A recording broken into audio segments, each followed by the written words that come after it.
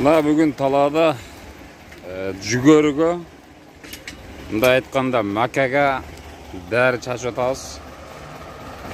Бұл жанагы жүгөрү бышканда курт жеп коюп атпайбы дүмбүлүн.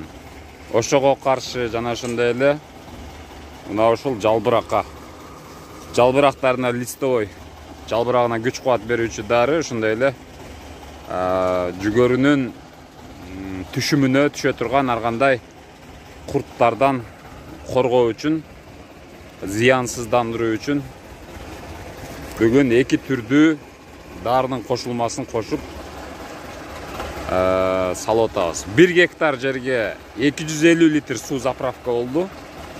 Эмне дарылар кошулгандыгын сүрөттө көрсөтүп койдум. Азыр буюрса муну чачып чыгабыз. Бул заманбап технология менен жасалган оден дары чачкыч.